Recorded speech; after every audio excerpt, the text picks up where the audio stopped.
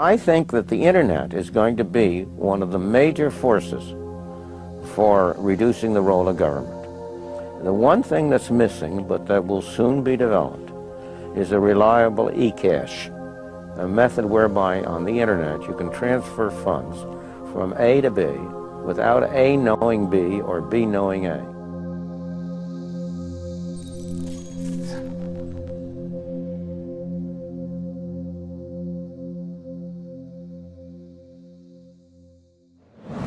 What is a Bitcoin? What is Bitcoin? What backs a Bitcoin? You put some of your money, real money, online, and it turns into Bitcoin.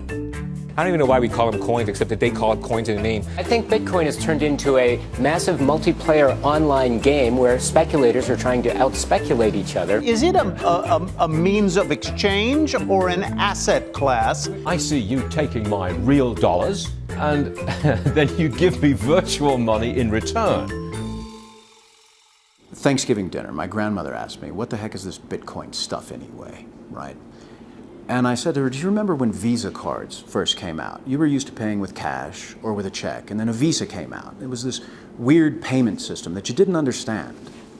And she said, yeah, I remember that. I said, well, Bitcoin is just the next evolution of another payment system. Bitcoin. By now, you've probably heard of it. The wild fluctuations in its price has gained the attention of the mainstream financial media. But Bitcoin is much more than just your average investment. Beneath all the hype and hysteria lies what could be the most important technology of our lifetimes. So what exactly is it?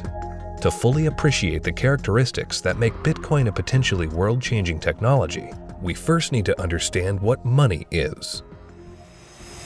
Currency started developing 6,000 to 9,000 years ago, some sort of medium of exchange, and people used something of value. Societies around the world, though, started to select gold and silver as their primary currency about 3,000 years ago, and then about 680 BC, they became money when they were minted into coins of equal weights. Governments started creating representative currencies where you deposit your gold and silver, or they have gold and silver in the treasury, and they come out with notes that are basically a claim check on the gold. So they're supposed to be as good as gold because you can always convert them into gold. Throughout history, precious metals were chosen as money, not through government decree, but because of their unique features. Gold is rare, easily recognizable, portable, durable, and divisible. Above all, because gold is difficult to find and labor-intensive to mine, refine, and mint, it has always been perceived as a store of value.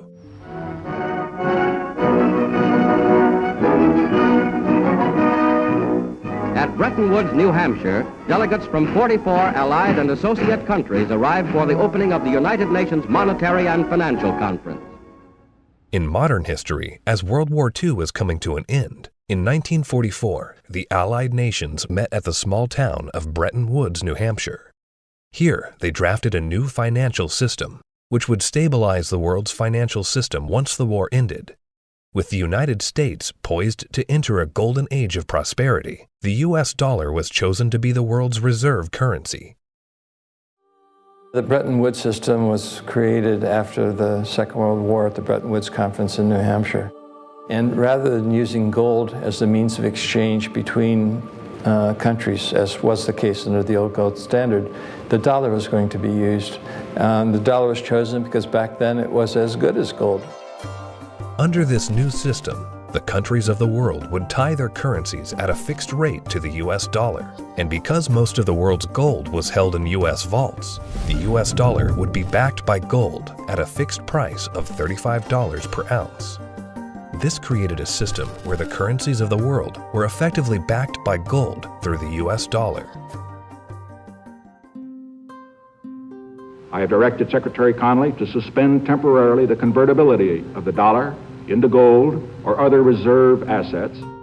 The Bretton Woods system lasted for about 25 years, but in August of 1971, President Richard Nixon called for an emergency press conference where he announced foreign countries would no longer be able to convert their U.S. dollar holdings into gold.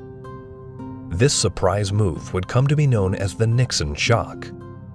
With this one announcement, President Nixon effectively created our current monetary system, a system where no currency is backed by gold or anything of value. This is what is known as a fiat currency. Fiat currency is currency that's backed by nothing except government promises. The word fiat is a Latin word, and it basically means currency that's circulating by force. If people have confidence in that currency, and if there's enough government force, that will enable the currency to circulate for a period of time until people lose confidence in the currency. Money is a medium of exchange, and the way it has evolved is that it's always something of intrinsic value until the modern age, when the politicians say, well, we don't need anything of intrinsic value anymore. All we need is political decree. We can say this is money, this piece of paper is money. Now money has a new characteristic. But underneath it all, there's this same concept in place that nobody ever seems to challenge, and that is that governments have a right to declare something of no value to be money, and you must accept it. That's really the problem, and it's still the problem today.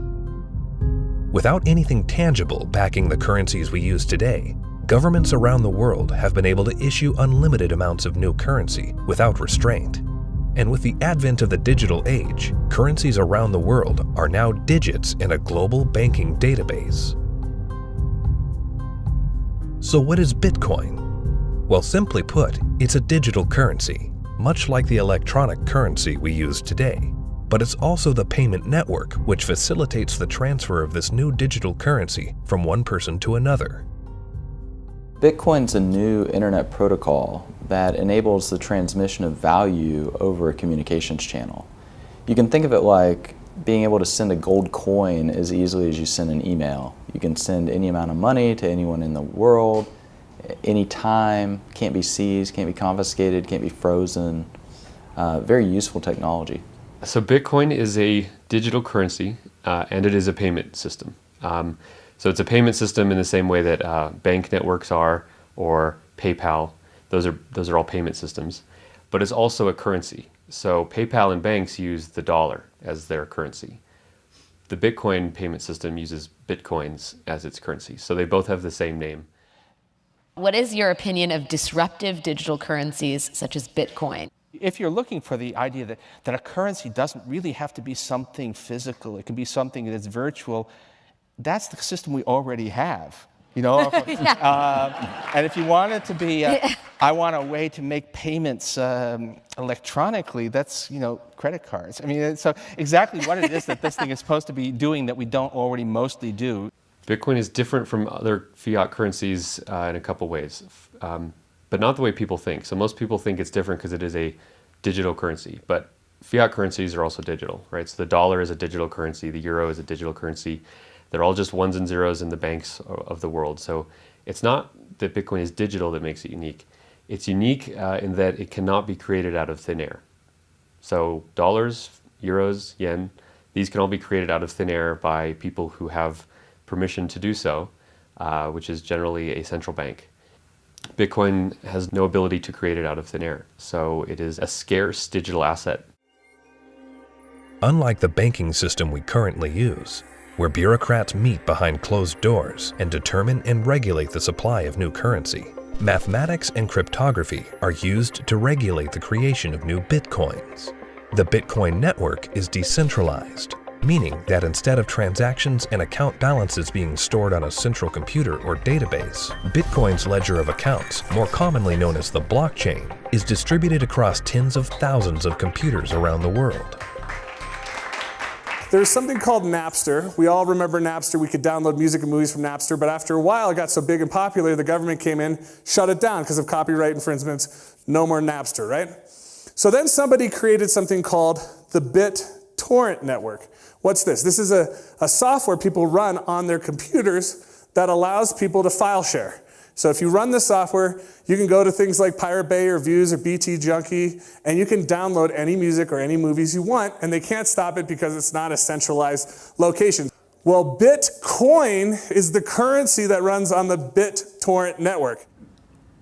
Why was gold and silver considered money for the last 4,000 years is because It took work and effort to make that nice, beautiful coin. They had to dig it out of the ground and refine it, and the crucibles and the furnaces, and stamp it into a nice, beautiful coin.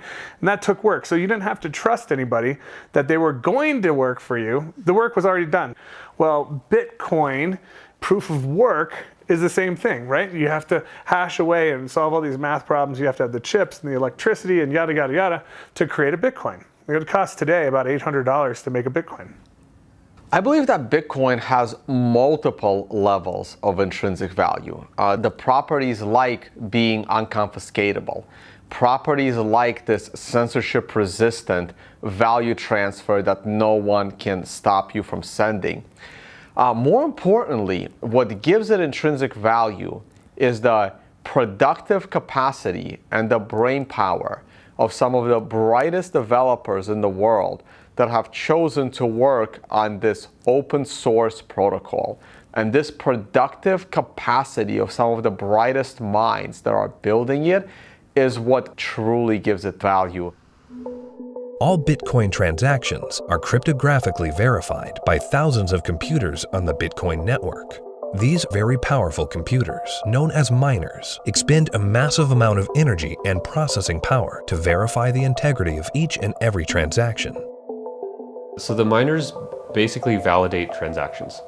All these transactions are flying around, and they have not yet been formally vetted by the network.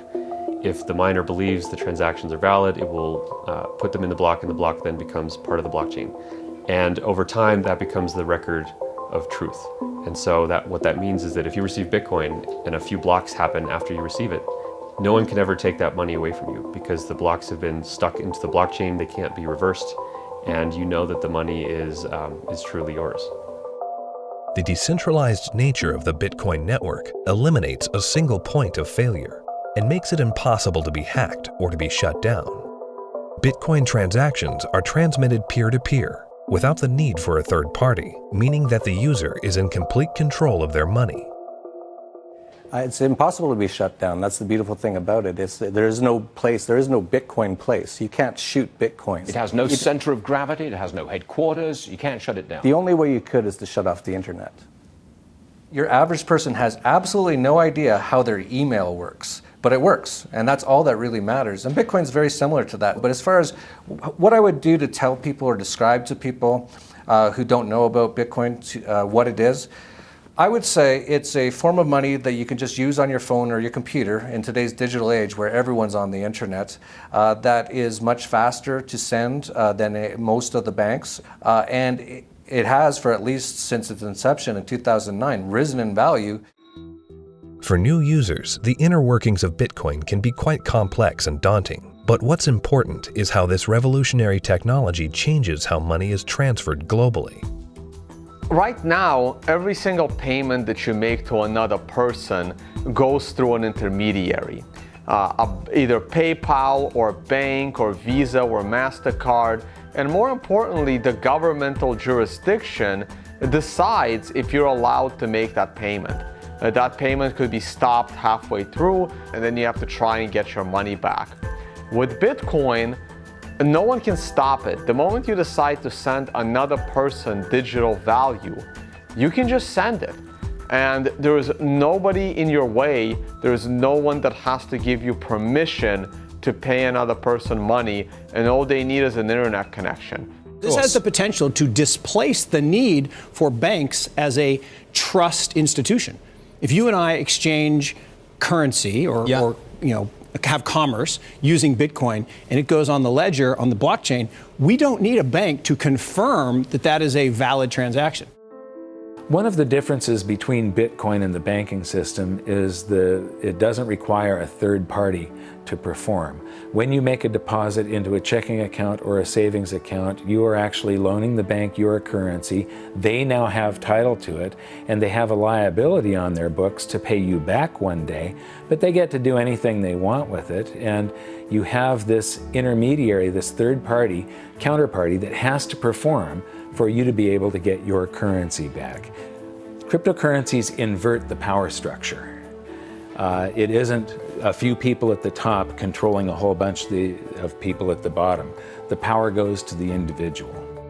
In the same way that the internet flattened access to information and allowed anyone in the world with an internet connection to learn basically anything they wanted to know and to communicate with anyone else on Earth.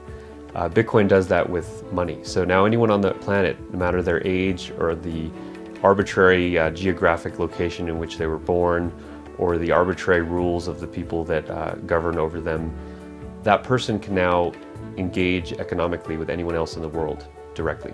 And that's profoundly powerful. You do not need a bank account to interact with Bitcoin. You do not need a bank account now to receive an honest payment from someone else in the world and know that the money is legitimate and good and can't be rescinded. So money now can't be censored. Any two people can send it between each other through Bitcoin. Cryptocurrency Bitcoin has once again defied naysayers by spiking above $18,000 at one point today. Bitcoin hits a new high. We had this incredible run up in the fall going into the holidays, and then we've seen a pretty big pullback. This is a 30% loss in the week and a 50% loss in the year. The past year has seen the price of Bitcoin rise and fall in dramatic fashion, getting the attention of Wall Street and the investment community. Bitcoin is now seen by the public as a speculative asset class that can be traded, but the core fundamentals of this important technology cannot be overlooked. The use of Bitcoin is particularly vital in the developing world, where billions of people are without basic banking services. People who see the price all the time, especially in advanced societies, they focus more on the price and they think that Bitcoin is an investment solely and that it goes up and down like a stock based on news and expectations. But the fact is, probably there's more people in these kind of third economies. They don't own a lot, but they own it, and they own it because they need it. Not because they expect to get rich or hope to get rich, because they need to protect themselves against both destroyed fiat currencies and against capital controls. So when people think of it as an investment, they have to realize that the reason that Bitcoin's so exciting is because it's a future money for the world, not because it's something that could become a great investment. It just so happens to be that both can be accomplished at the same time.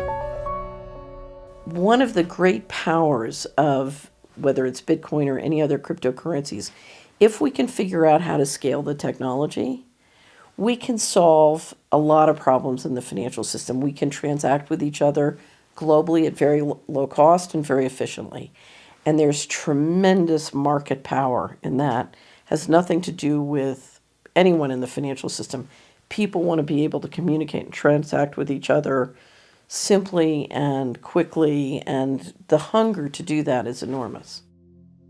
Today, Bitcoin is seen as a financial asset, but as the technology develops, the blockchain that powers Bitcoin may be used to verify transactions other than the transfer of money. Each Bitcoin is divisible into 100 millionth of a Bitcoin, called a Satoshi. These tiny fractions of a Bitcoin can be programmed to represent assets other than money.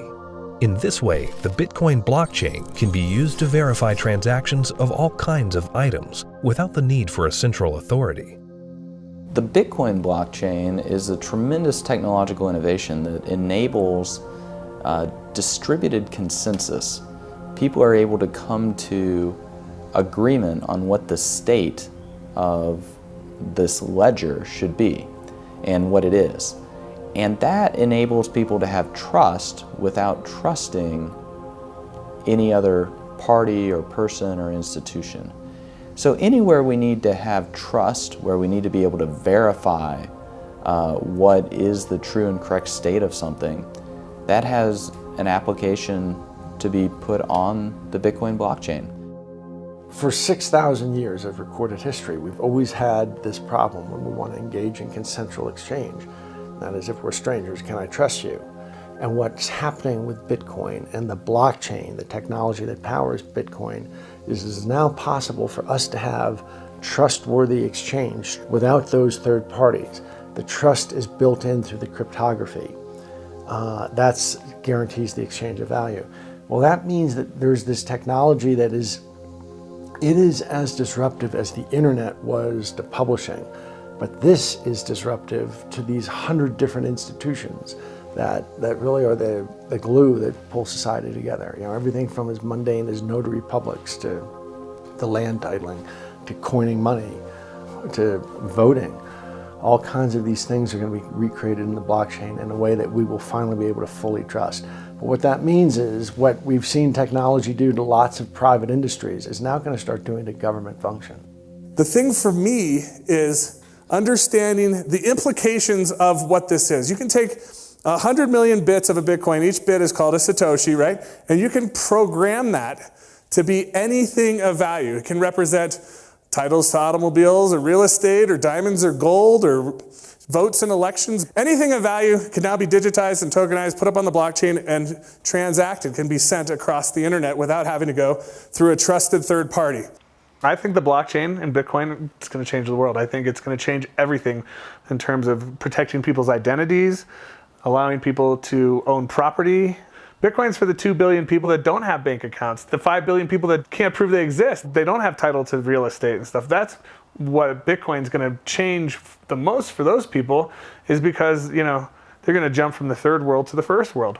It's really going to revolutionize Latin America, Africa, Southeast Asia, where people can finally now own real estate. We can have a transparent election that can't be hacked. Imagine. That's going to change the world in and of itself. Tempers are beginning to flare. These people have already been in queue for more than 3 hours now. Carrying currency notes, the government suddenly banned on Tuesday night.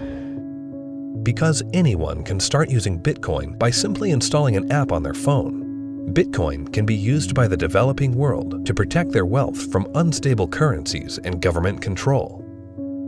We're seeing it behave as a crisis currency in Venezuela, in Nigeria, in Zimbabwe. When these countries can't get a grasp on their own monetary policy, people flood to Bitcoin.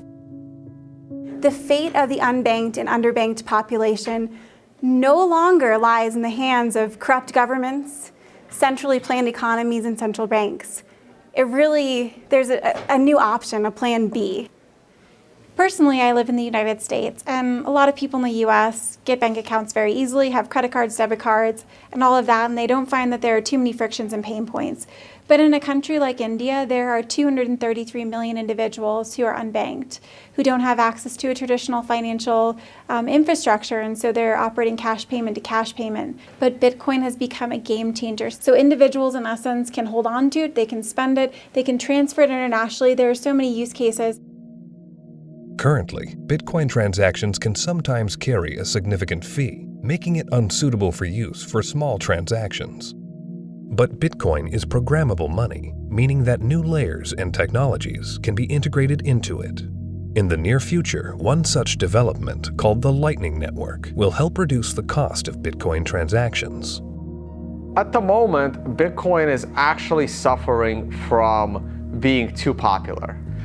One of the challenges that Bitcoin has is every transaction needs computational power to process. So at the moment, Bitcoin can settle about 4 to 7 transactions a second. And in the future, each of those 4 to 7 transactions a second can contain 1 million transactions within it. And that's what the second layer and Lightning is trying to do. It will just make it so much more efficient and so much cheaper for the average person. The integration of the Lightning Network into the Bitcoin protocol will scale Bitcoin into a fast, cheap, and efficient payment system. Once implemented, this will have enormous implications for the developing world. One of the stumbling blocks to doing international business is the payment system. And to be honest, if you're taking credit cards from some countries, those countries are so associated with fraud that your rates on all credit cards you take just become astronomical, and it becomes prohibitive. Something like 33% of the credit card transactions coming out of Africa are fraudulent. So nobody wants to take business from Africa. It's just too risky. With Bitcoin, you know the funds are good. So as a merchant, yeah, pay with Bitcoin. I'll sell anything you want, that's legal to Africa. That has tremendous implications, to be able to get access to these types of products and services so seamlessly. And then they're able to start having property rights. And property rights is really what's going to help lift them up out of poverty. Closer to home, in today's digital world, governments have started to phase out cash, replacing it with digital currency. In this environment where concerns over personal privacy are very real, Bitcoin provides monetary sovereignty outside the control of government policy. When you have a situation where the government is trying to control, they don't want people to have the means of hiding anything from them. Not just from a tax standpoint, they want to know what everyone's doing in Big Brother fashion. So, the way that I look at Bitcoin is it's the ultimate monetary weapon that the people have never had in history. Every government in the world wants to go cashless. One of the reasons is that in a cashless society, you are not able to exit the banking system. When people panic, they run to the ATM machines, they run to the bank and they withdraw money. The other thing is the governments are starting to run out of money. And governments don't build anything. They just use other people's money. So they are treating everyone as a tax evader. I believe the main reason why Bitcoin is so popular and important is not because of its finite supply and being gold. It's because of anti-money laundering laws preventing people from doing what they want with their money. One of the main functions of government is to create currency. Bitcoin is successful only because of its potential for circumvention, lack of oversight. So it seems to me it ought to be outlawed. It doesn't serve any socially useful function. As to whether or not Bitcoin is illegal or should be seen to be illegal, cash has been used for a whole heck of a lot more illegal things than Bitcoin has through the years, and still is today. Cash is untraceable, it's easily transportable, nobody knows where that dollar has been and how it's been moved from hand to hand to hand. So it's just a matter of making that connection that a cryptocurrency is really not a new thing. It's just a different version in a digital form of something that's existed in our society and legal structures for millennia. Bitcoin is shifting the paradigm and challenging the legacy financial system. Recently, Jamie Dimon, chairman and CEO of JP Morgan Chase, America's largest bank, was quoted calling Bitcoin a fraud. Why is Bitcoin a fraud? Here's the reason. Governments, the first thing they do is form a currency. They like to control the currency. They control it through a central bank. They also like to know who has it, where it is, where it's going. Wait until someone gets hurt. Wait until it's used for illicit purposes, which it is somewhat used for illicit purposes. They close it down. You got people like Jamie Dimon, a serious guy, calling it a fraud. Calling it a fraud? You mean like there was hundreds of billions of dollars of securities that Jamie Dimon sold the public a decade ago called mortgage-backed securities? He's calling Bitcoin a fraud? Is that going to go to zero like his securities that he sold the public? First with respect to asking a banker about whether they like Bitcoin or not, that's kind of like asking a king, do you like democracy? It's just so thoroughly frustrating and insulting when people who know very little about what we do watch an up-and-coming technology and have the audacity to call us all criminals. We're not the criminals here. The whole damn reason this ecosystem exists is because they're the criminals. And it doesn't really matter at this point what he thinks. The genie's out of the bottle. Somebody in this room or somebody at this conference or somebody around the world is going to solve the problem of decentralized lending and value-stable currencies and decentralized exchange.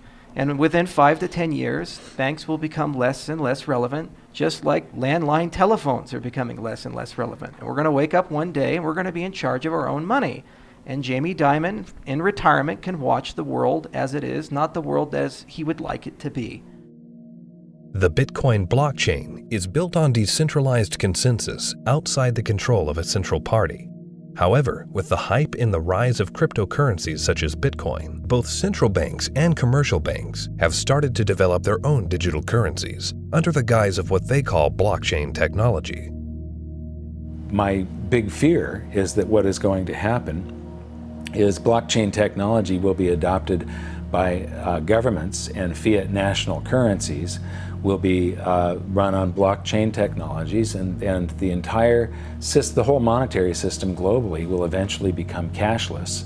And at that point, if it's centralized and there's an entity that runs the blockchain, they can lock you out of it if they don't like what you're doing, and they can trace everything that you do. Every transaction, everywhere you go, will be recorded. And so, if we're not careful, this has the ability to enslave us or free us. I think blockchain or any kind of open ledger distributive database will have a tremendous impact on our world. My fear is that, and this is used to centralize, digital technology gives a banker the ability to put a chip in you, to tax you whenever they want, to interface with a money system with you physically, and to perfect the collateral. So I love the innovation, and the question for all of us is, how can we innovate and make the financial system more efficient and do it in a way at the same time where we distribute the power lines in the political system? The blockchain is a technology, which is a good technology. We actually use it. It will be used for a lot of different things. God bless the blockchain. Cryptocurrencies and digital currencies, I think are also fine. JP Morgan moves $6 trillion around the world every day. We don't do it in cash. It's done digitally. Yeah. If it can be done digitally with the blockchain, so be it. But it'll still be a dollar cryptocurrency. A majority of the people are using the word blockchain, and they don't really care whether it has this decentralized mining. The government is going to just have a digital representation of the dollar. They can call it a blockchain, but there's not going to be mining. There's not going to be decentralization. It's going to be a centralized coin. Whether they call it a blockchain or not is irrelevant. The whole purpose of a blockchain is to remove control from a central party. If you're a central bank and you make a blockchain for dollars, and then you have dollar coin, if you still have full control over the dollar coin, you can create how much of it you want, you can control where it goes. There was no point in having a blockchain at all. You might as well just have a centralized database like a banking system.